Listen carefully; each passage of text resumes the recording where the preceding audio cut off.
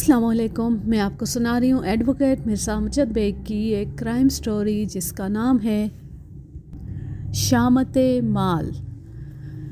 वो गज़बनाक अंदाज में फुंकारी, इसका मतलब है आप मुखालिफ पार्टी से जा मिले हैं। पार्टियों से मिलना और बिछड़ना मेरे पेशे का तकाजा है। आपकी खुशी की खातिर मैं ये पेशा तर्क करके आलू प्याज का ठेला लगाने से तो रहा। मेरे धीमे और नोकीले अंदाज ने जल्दी पर तेल का काम किया। वो भड़क कर बोली, यू आर अ चीटर। पसंद अपनी अपनी, ख्याल अपना अपना। अच्छा हुआ इब्तिदाई मरहले में ही हमारे रास्ते जुदा हो गए, वरना आप तो फरमा ही चुकी हैं, I am a cheater. I will see you mister bag. मुझे धमकी देकर उसने टेलीफोनिक सिलसिला मुनक़ता कर दिया। मुझे यकीन था नादरा बेगम ने रिसीवर को कुछ इस अंदाज में क्रेडल किया होगा जैसे उसे मेरे मुंह पर मार रही हो। 15 मिनट भी नहीं गुजरे थे कि थाना इंचार्ज का फ़ोन आ गया। बेग साहब, ये मैं क्या सुन रहा हूँ? मैं नहीं जानता, मुझे भी बताएं, क्या सुन लिया आपने? अभी अभी मिसेस हारून से बात हुई है। अच्छा, आपने इस केस से हाथ हटा लिया है? आपने बिल्कुल दुरुस्त सुना है जनाब। दरअसल मैं आपकी बात का कायल हो गया हूँ। क्या मतलब? आपने वहाँ थाने में फरमाया था कि ये हादसा दरअसल इक़दाम कत्ल है, लिहाजा राजा किसी भी सूरत बचता हुआ नहीं लगता। मैं भी तहकीक व तफ्तीश के बाद इसी नतीजे पर पहुँचा हूँ। अच्छा, तो आपने इतनी जल्दी तहकीक व तफ्तीश भी कर ली? दरअसल मेरा तहकीक व तफ्तीश का तरीक़ाकार पुलिस से बहुत मुख्तलिफ है। एनीवे, एक बात नोट कर लें इंचार्ज साहब, इस केस में अब मैं वकील इस्तिग़ासा की हैसियत इख्तियार कर चुका हूँ। आप बहुत ख़तरनाक हैं बेग साहब। वो तो है, आपने हमसे तावन करने का वादा किया था। ये आप वादा शिकन कब से हो गए? मैं अब भी आपसे भरपूर तावन को तैयार हूँ। शर्त यह है कि आप अपने फ़राइज़ से गफलत ना बरतें। वकील इस्तिग़ासा और पुलिस का बड़ा गहरा ताल्लुक़ होता है, दोनों एक दूसरे को फेवर देते हैं। अब आप हमें थानेदारी सिखाएंगे? किबला, मैं तो आपको ताल्लुक़दारी सिखा रहा हूँ। आपको अपना समझते हुए एक मुफीद मशवरा भी देना चाहता हूँ, अगर आपकी इजाज़त हो तो। कोई कसर रह गई हो तो वो भी पूरी कर लें। आपकी इस बदएतमादी को देखकर मुझे सख्त कोफ्त और अफसोस हो रहा है। आप कहें, क्या कहना चाहते हैं? आप कल सुबह राजा को अदालत में पेश करने वाले हैं, लेकिन अभी तक आपने मज़रूब रूबी का बयान नहीं लिया। इस सूरत में आपकी पोजीशन खासी मशकूक और कमज़ोर हो जाएगी। मैं एक मखसूस अंदाज़ इख्तियार करते हुए थानेदार को गैर महसूस अंदाज में अपने शीशे में उतारने की कोशिश कर रहा था, और मुझे इस कोशिश में खातिर खा कामयाबी भी हासिल हो रही थी। वो तशवीशनाक लहजे में बोला, ये बात मेरे जहन में भी है, लेकिन मैं किसी बेहोश शख्स को बयान देने पर कैसे मजबूर कर सकता हूँ? रूबी को वार्ड में मुंतकिल किया जा चुका है। वो लगातार बेहोशी में नहीं है।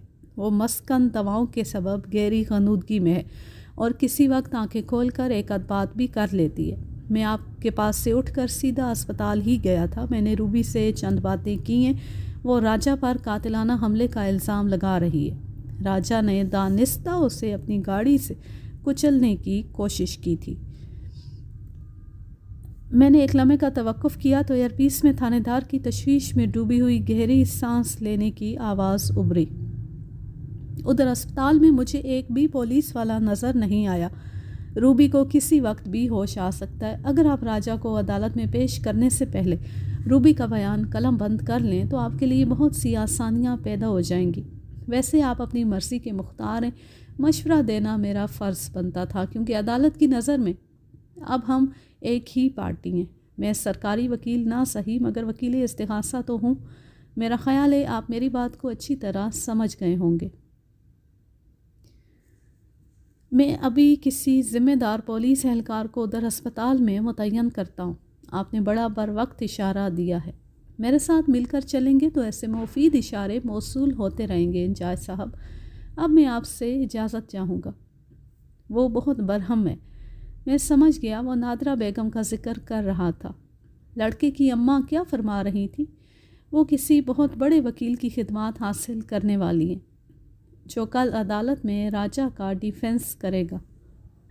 یہ تو اس کا حق ہے، لیکن میں دعوے سے کہتا ہوں وہ اس سلسلے میں رقم برباد کرنے کے سوا کچھ نہیں کرے گی۔ وہ اگر کسی جج کو بھی وکیل کر لے تو بھی میں راجہ کو چھوٹنے نہیں دوں گا۔ اس نے بہت برا کیا ہے اور برے کام کا انجام کبھی اچھا نہیں ہو سکتا۔ وہ کہہ رہی تھی آپ کو نہیں چھوڑے گی۔ کیوں جناب، میں نے اس کی کون سی بکری چرا لی ہے؟ اس نے آج شام اس کیس کے سلسلے میں مجھے جو رقم دی تھی وہ دفتر میں میری میز کی دراز میں جوں کی توں رکھی ہے، اور میں نے اس پر واضح کر دیا ہے کہ وہ جب چاہے اپنی رقم واپس لے سکتی ہے۔ میں کوئی کیس زور زبردستی سے پکڑنے کا پابند نہیں ہوں۔ آپ بالکل ٹھیک کہہ رہے ہیں۔ ویسے آپ ان 5,000 کا کیا کریں گے جو تعاون کے سلسلے میں نادرہ بیگم نے آپ کی خدمت میں پیش کیے تھے؟ میں نے لفظ تعاون پر خاصا زور دیا تو وہ بولا، پیسے تو خرچ کرنے کے لیے ہوتے ہیں۔ ادھر وہ رقم میری جیب میں پہنچی، ادھر میں نے خرچ کر ڈالی۔ اس کا مطلب ہے آپ اسے ایک پیسہ بھی واپس نہیں کریں گے۔ واپسی کا سوال تو اس وقت پیدا ہوگا نا جب میں نے نادرہ سے کوئی رقم لی ہوگی۔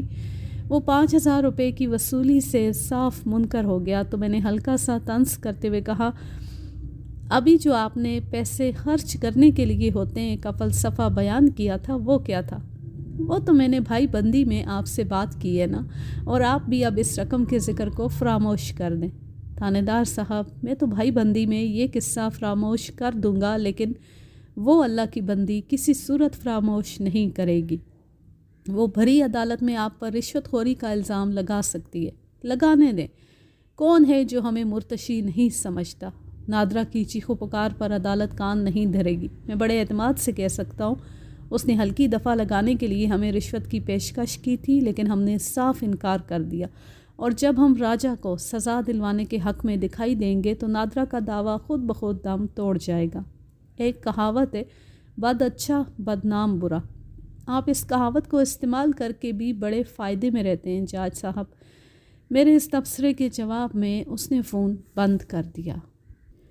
آئندہ روز جب میں اپنے دفتر پہنچا تو فیصل کو وہاں موجود پایا۔ میں نے گزشتہ رات اسپتال میں اس سے کہا تھا کہ وہ صبح دفتر میں آ کر مجھ سے ملے، اس لیے اس کی آمد پر مجھے حیرت نہ ہوئی۔ میں نے رسمی الیکس لیک کے بعد اس سے روبی کے بارے میں پوچھا۔ اس نے بتایا جب تک میں اسپتال میں تھا اس سے باقاعدہ ہوش تو نہیں آیا تھا، تاہم اس کی حالت تسلی بخش ہے۔ میں 12:30 بجے گھر چلا گیا تھا۔ روبی کے پاس آنٹی رک گئی تھی۔ صبح تو اسپتال کا چکر نہیں لگا، میں سیدھا آپ ہی کی طرف آیا ہوں۔ یہاں سے فارغ ہونے کے بعد اسپتال جاؤں گا تاکہ آنٹی نصرت تھوڑا سا آرام کر سکیں۔ دراصل یہ کام بھی ضروری تھا۔ اس نے جملہ ادھورا چھوڑا اور اپنی جیب میں ہاتھ ڈال دیا۔ میں بڑی توجہ سے اسے دیکھنے لگا۔ تھوڑی دیر بعد وہ کچھ رقم میری طرف بڑھاتے ہوئے بولا، بیگ صاحب، میں آپ کی فیس کے بارے میں کچھ نہیں جانتا اور نہ ہی مجھے عدالت کے اخراجاتی معاملات سے واقفیت ہے۔ یہ 10,000 روپے ہیں، فی الوقت یہی بندوبست ہو سکا ہے۔ میں راجہ جیسے شیطان کو عبرتناک سزا دلوانے کے لیے بائک تو کیا خود کو بھی فروخت کر سکتا ہوں۔ کیا تم نے اپنی بائک بیچ کر یہ 10,000 روپے حاصل کیے؟ مجبوری میں انسان کچھ بھی بیچ سکتا ہے بیگ صاحب۔ میں نے 15,000 کی بائک کو 10,000 میں بیچ دیا ہے۔ میں نے فیس کے سلسلے میں آپ سے صبح کا وعدہ کیا تھا۔ میں یک ٹک فیصل کو دیکھتا چلا گیا۔ جو بھی قربانی وہ دے رہا تھا روبی کی خاطر دے رہا تھا۔ اس نے اگر بائک رکھی ہوئی تھی تو اس کا یہی مطلب تھا وہ بائک اس کی ضرورت تھی، وہ اسی پر فیکٹری آتا جاتا ہوگا۔ اس نے اپنی آمد و رفت کے ذریعے کو ختم کر دیا تھا تاکہ روبی کو نقصان پہنچانے والا قرار واقعی سزا پائے۔ اس کے جذبے کی شدت کو دیکھ کر مجھے روبی کی عقل پر سخت افسوس بھی ہوا۔ وہ فیصل جیسے ہیرے کو نظر انداز کر کے راجہ جیسے پتھر سے ماتھا رگڑ رہی تھی۔ میں نے بائک کی فروخت کے سلسلے میں فیصل سے ایک لفظ بھی نہ کہا۔ اس سے کچھ بھی کہنا اس کے جذبات کو ٹھیس پہنچانے کے مترادف ہوتا۔ ضروری ہدایات کے بعد میں نے اسے اپنے دفتر سے رخصت کر دیا۔ وہ میرے ساتھ عدالت جانے پر مصر تھا، لیکن میں نے اس کے تیور دیکھتے ہوئے اس کو اجازت نہیں دی۔ وہ روبی کے سلسلے میں حد سے زیادہ حساسیت کا مظاہرہ کر رہا تھا۔ مجھے اندیشہ تھا کہ راجہ کو دیکھ کر وہ قابو میں نہیں رہے گا، اور میں نہیں چاہتا تھا کہ فیصل کوئی ایسی حرکت کرے جس کے سبب وہ قانون کی گرفت میں آ جائے۔ راجہ کی اصلی صورت اجاگر ہونے کے بعد روبی کو ایک مخلص اور مضبوط سہارے کی ضرورت تھی، اور فیصل سے زیادہ مناسب اور موزوں سہارا اس میں اس دنیا میں اس کے لیے اور کوئی نہیں ہو سکتا تھا۔ فیصل نے راجہ کو عدالت میں پیش کر کے پولیس نے راجہ کو عدالت میں پیش کر کے 1 ہفتے کا ریمانڈ حاصل کر لیا۔ تھانے دار کے تعاون کے بعد تمام مرحلے بآسانی طے ہو گئے۔ ہم آگے پیچھے ہی عدالت میں پہنچے۔ مجسٹریٹ کی آمد سے قبل مجھے تھانے دار سے 2 باتیں کرنے کا موقع مل گیا۔ میں نے اس سے پوچھا، ہسپتال کی طرف سے کیا رپورٹ ہے؟ روبی کی حالت خطرے سے باہر ہے، تاہم ابھی تک اس کا بیان نہیں ہو سکا۔ وہ اتنے ہوش میں نہیں آئی کہ اس سے سوال و جواب ممکن ہو۔ بہرحال میں نے ڈاکٹر سے رپورٹ بنوا لی ہے، جس میں روبی کو پہنچنے والے نقصان کی تفصیل موجود ہے۔ That's good. آپ خوش نصیب ہیں کہ روبی نے آپ سے 2 باتیں کر لی۔ روبی سے بات چیت کے سلسلے میں نے تھانے دار سے جھوٹ بولا تھا، لہٰذا گفتگو کا زاویہ بدلتے ہوئے میں نے ادھر ادھر نگاہ دوڑائی اور پوچھ لیا، نادرہ بیگم کہیں دکھائی نہیں دے رہی، اور نہ ہی اس کا وہ قابل وکیل جس کے ذریعے وہ آج راجہ کی ضمانت کرائے گی؟ شاید اسے عدالت میں پہنچنے میں دیر ہو گئی ہے۔ تھانے دار کی بات ختم ہی ہوئی تھی کہ نادرہ بیگم عدالت کے برآمدے میں نمودار ہوئی۔ نادرہ نے خوبصورت چوڑے بارڈر والی اورنج ساڑی باندھ رکھی تھی، بالوں کو جوڑے کی صورت میں باندھ رکھا تھا۔ غیر ضروری میک اپ کے علاوہ حد سے زیادہ طلائی زیورات بھی اس کے بدن پر سجے تھے۔ یوں محسوس ہوتا تھا جیسے وہ بن ٹھن کر کسی شاہی تقریب میں شرکت کرنے آئی ہو۔ اس کے پیچھے جو وکیل نظر آیا اسے میں نے فوراً پہچان لیا۔ وہ اسلم شیخ تھا۔ خاصا کامیاب وکیل تھا، لیکن اس کی شہرت اچھی نہیں سمجھی جاتی تھی۔ وہ بہت زیادہ معاوضے پر ہر قسم کے کیس پکڑ لیتا تھا۔ اسے اپنے موکل کو خواب دکھانے میں ملکہ حاصل تھا۔ مجھے تھانے دار کے ساتھ کھڑے دیکھا تو مسز ہارون نے ہم دونوں پر کھا جانے والی نگاہ دوڑائی اور اپنے وکیل کے ساتھ آگے بڑھ گئی۔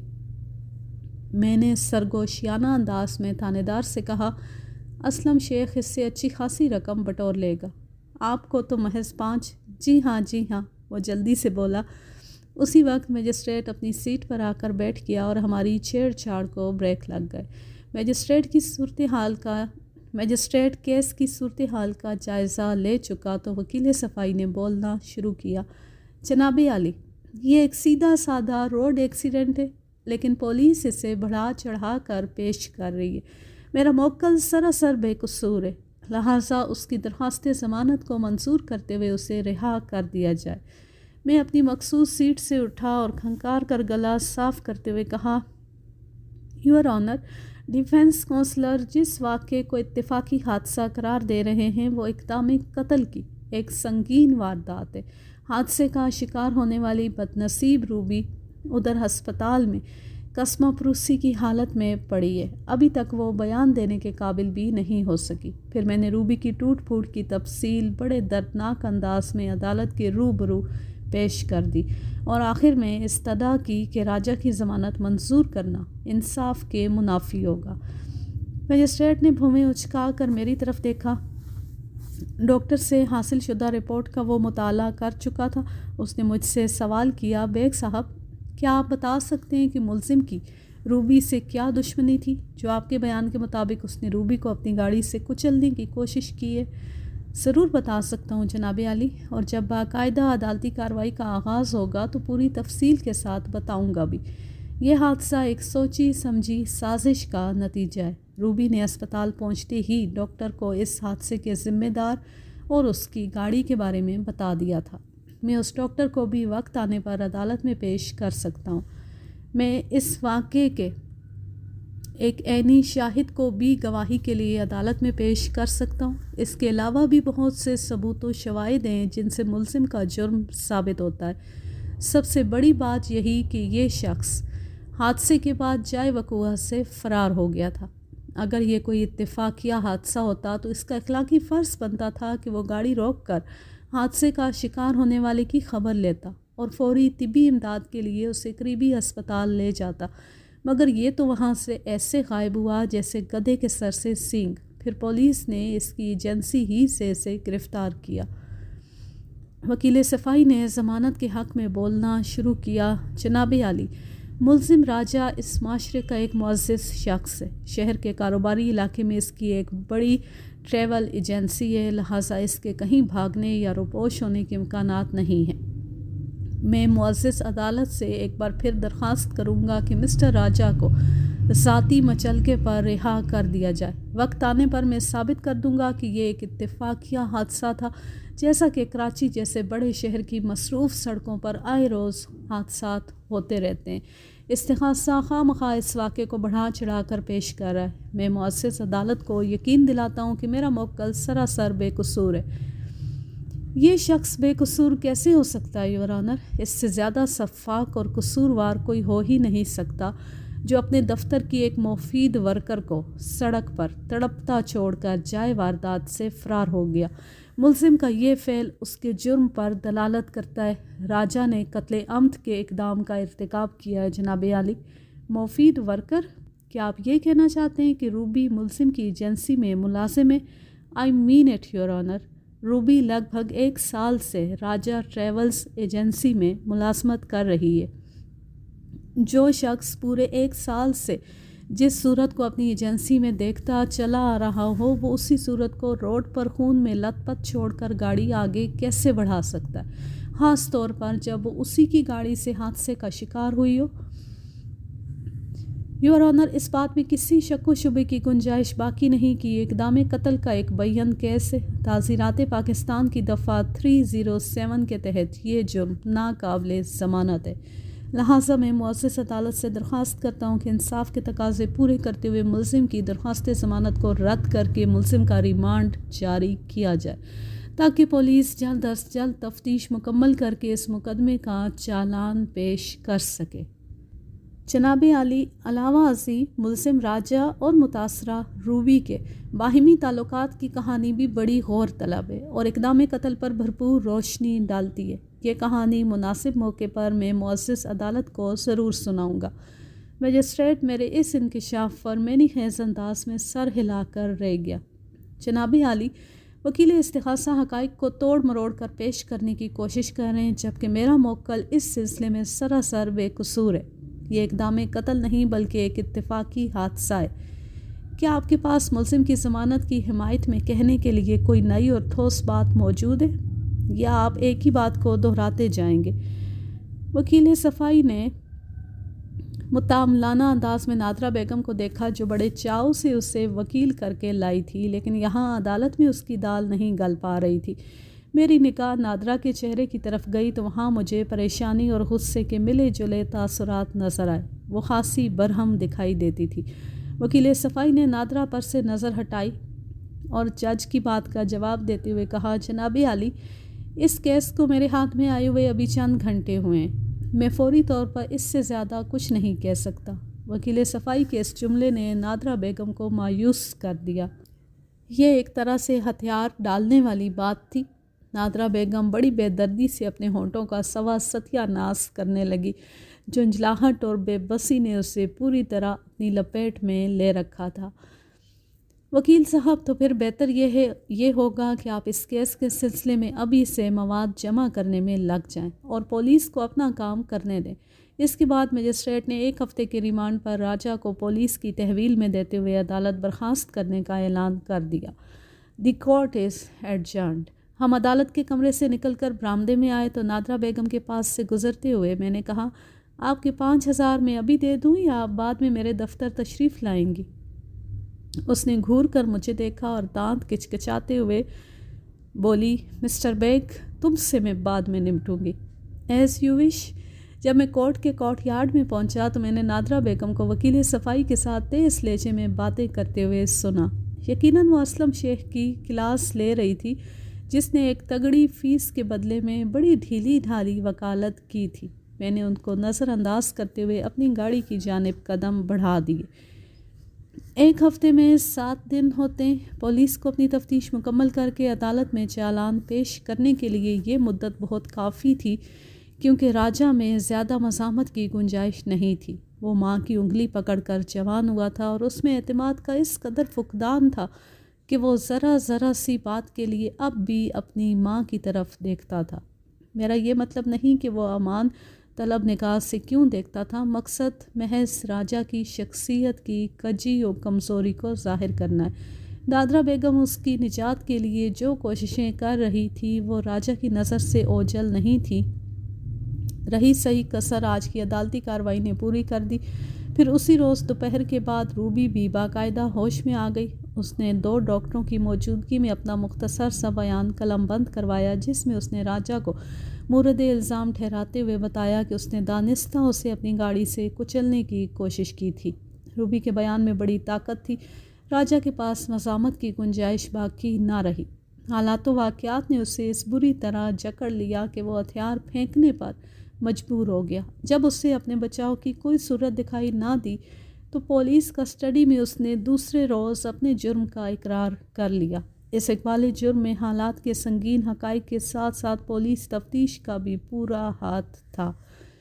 میں نے عدالت میں اس واقعے کے جس عینی شاہد کا ذکر کیا تھا اسے پیش کرنے کی نوبت ہی نہیں آئی۔ ویسے میں نے سوچ رکھا تھا کہ اگر ضرورت محسوس ہوئی تو میں فیصل کو عینی شاہد کی حیثیت سے آگے بڑھا دوں گا۔ اس سلسلے میں میں نے فیصل سے بات بھی کر لی تھی۔ وہ راجہ کے لیے اپنے دل میں نفرت کا ایک طوفان سمیٹے بیٹھا تھا۔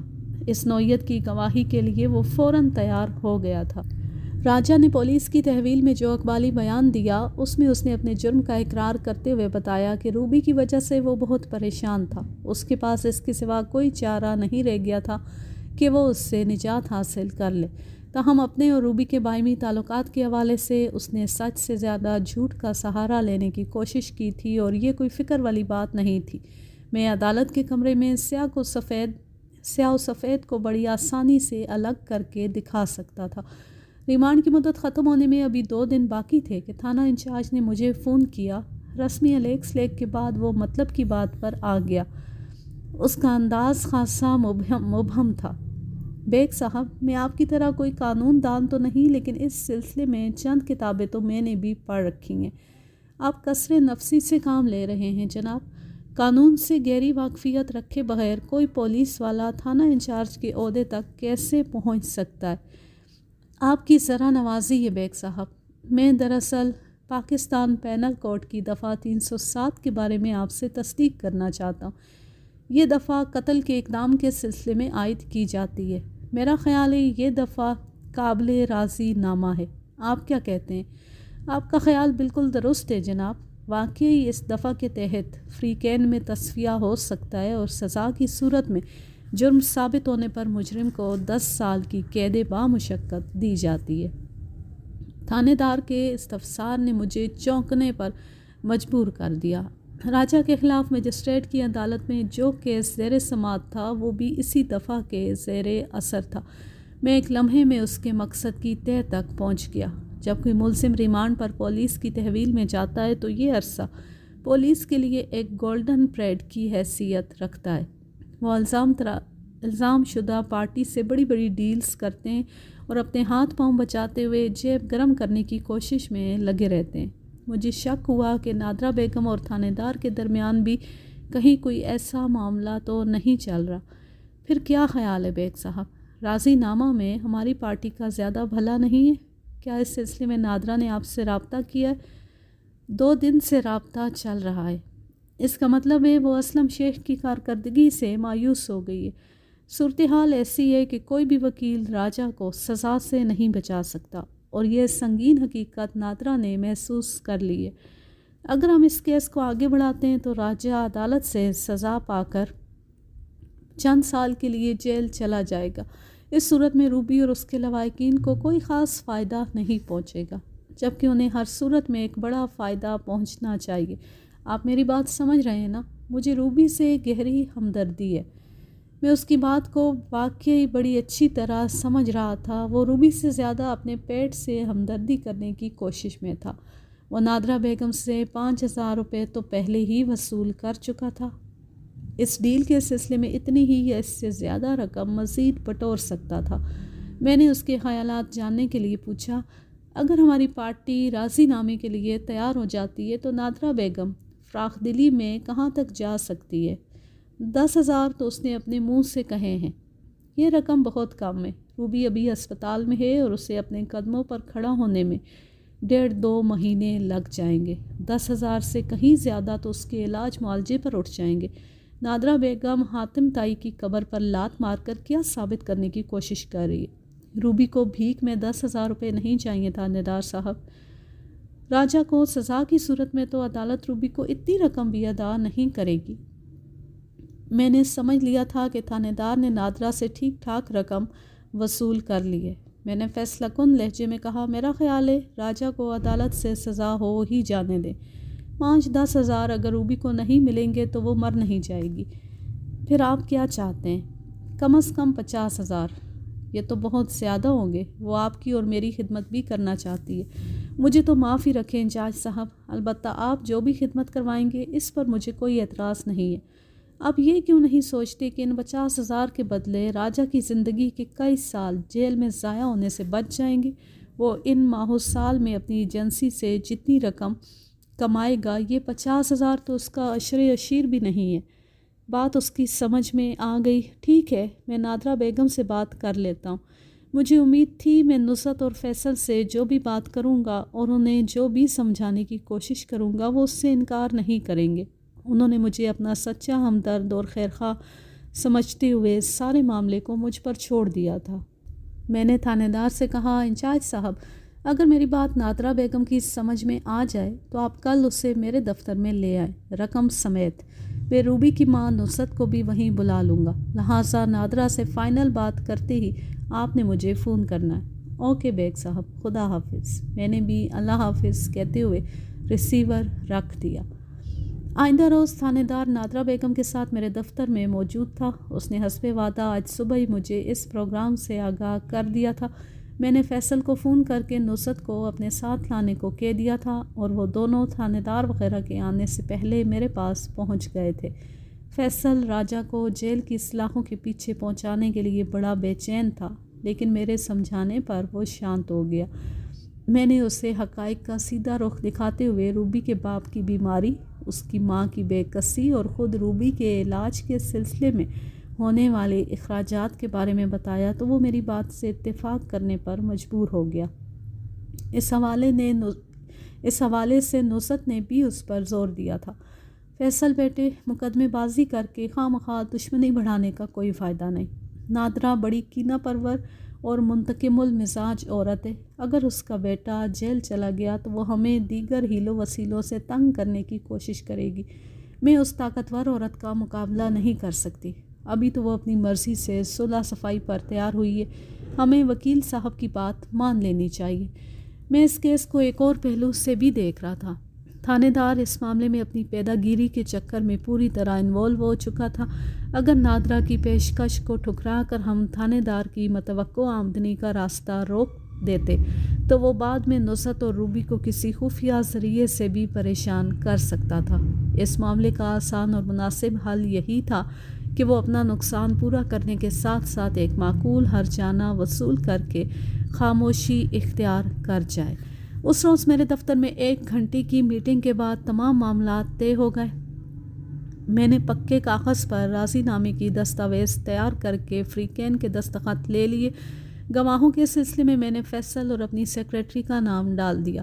نادرا بیگم اٹھ کر جانے لگی تو میں نے دراز میں سے اس کے 5,000 روپے نکال کر اس کی طرف بڑھاتے ہوئے کہا، یہ آپ کی امانت میرے پاس رکھی تھی، وصول کر لیں۔ اس پر آپ کا حق ہے بیگ صاحب۔ میرا حق؟ میں تو اس کیس میں وکیل استغاثہ تھا۔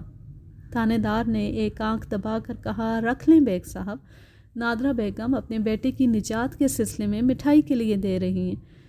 نادرا نے کہا، بیگ صاحب، آپ چاہے وکیل استغاثہ ہی صحیح، لیکن آپ کی وکالت سے مجھے بھی فائدہ پہنچا ہے۔ آپ ان 5,000 کو راضی نامے کی فیس سمجھ کر رکھ لیں۔ اب ہمارے درمیان کوئی رنجش نہیں ہے۔ یہ وہی نادرا بیگم تھی جو چند روز پہلے فون پر مجھے خطرناک دھمکیاں دے رہی تھی، اور وہ بھی انگریزی میں۔ انسان کو بدلتے ہوئے کتنی دیر لگتی ہے، اس کا اندازہ مجھے بخوبی ہو رہا تھا۔ جب میرے دفتر میں فیصل اور نصرت رہ گئے تو میں نے فیصل والے 10,000 بھی دراز سے نکال کر اس کی طرف بڑھا دیے۔ یہ کیا بیگ صاحب؟ یہ رقم تو میں نے آپ کی فیس کی مد میں دی تھی۔ میں نے اس کیس میں بہت تھوڑا کام کیا ہے، اس لیے میں نادرا بیگم سے فیس وصول کر چکا ہوں۔ تم نے اپنی آنکھوں سے دیکھا۔ مگر وہ حیرت کی شدت سے ہکلانے لگا۔ اگر مگر کچھ نہیں فیصل، میں صرف تم سے اس اسٹیمپ پیپر کی قیمت وصول کروں گا جس پر راضی نامہ تیار ہوا ہے۔ اس طرح دونوں پارٹیوں کی شرکت ہو جائے گی۔ بیگ صاحب آپ بڑے عجیب و غریب وکیل ہیں، اور تم بھی کچھ کم عجیب و غریب محبت کرنے والے نہیں ہو۔ اس نے خاموشی سے گردن جھکا لی۔ میں نے نصرت سے مخاطب ہوتے ہوئے کہا، کیا آپ کو معلوم ہے فیصل نے ان 10,000 روپے کا کہاں سے بندوبست کیا تھا؟ نہیں۔ میں نے حقیقت نصرت کو بتائی تو وہ محبت بھری عقیدت سے فیصل کو دیکھنے لگی۔ نصرت بی بی، فیصل سے اچھا داماد آپ کو پوری دنیا میں کہیں نہیں ملے گا، اور یہ بات آپ اپنی بیٹی کو بھی سمجھانے کی کوشش کریں۔ روبی کی آنکھیں کھل گئی ہیں وکیل صاحب، اسے صورتحال کا علم ہو گیا ہے۔ راجہ سے شدید نفرت کرنے کی وجہ سے اس کے دل میں فیصل کے لیے جگہ پیدا ہو گئی ہے۔ چلیں، اچھی بات ہے، اب اس جگہ کو وسعت فیصل خود دے لے گا۔ کچھ لوگ شامت اعمال کے سبب نقصان اٹھاتے ہیں اور بعض شامت مال کی وجہ سے پریشانیوں میں گھر جاتے ہیں۔ روبی کی حد سے زیادہ بڑی ہوئی خواہشات نے اسے یہ جھٹکا لگایا ہے۔ مجھے امید ہے وہ اس جھٹکے سے سنبھل جائے گی۔ آپ اس راضی نامے کا کیا کریں گے؟ آئندہ پیشی پر میں اسے عدالت میں داخل کروں گا۔ مجسٹریٹ فریقین سے تصدیق کے بعد کیس خارج کر دے گا۔ وہ دونوں مجھے دعائیں دیتے ہوئے دفتر سے رخصت ہو گئے۔ میں نے اس کیس میں جو بھی کردار ادا کیا، ممکن ہے بعض لوگوں کو اس پر اعتراض ہو۔ اعتراض کرنا ہر شخص کا حق ہے، لیکن جاتے جاتے یہ بھی بتاتا جاؤں کہ قانون کی بعض دفعات میں لچک رکھ کر انہیں قابل راضی نامہ محض اس لیے بنایا گیا ہے کہ حالات اور مواقع کی مناسبت سے متاثرہ پارٹی کو زیادہ سے زیادہ فائدہ پہنچایا جا سکے۔ قانون سازی کوئی ہنسی کھیل نہیں، یہ انسانی نفسیات اور اس کی مجبوریوں کو مد نظر رکھتے ہوئے ترتیب دیا جاتا ہے۔ بشری کمزوریوں اور خامیوں سے انکار ممکن نہیں۔ میرا خیال ہے میں نے روبی اور اس کے لواحقین کو ایک بڑا فائدہ پہنچا کر کچھ غلط نہیں کیا۔ یوں یہ کہانی اپنے اختتام کو پہنچی۔ اب میں لیتی ہوں آپ سے اجازت۔ جان رہیں، خوش رہیں، شاد و آباد رہیں، ہنستے مسکراتے رہیں۔ اللہ حافظ، اللہ نگہبان۔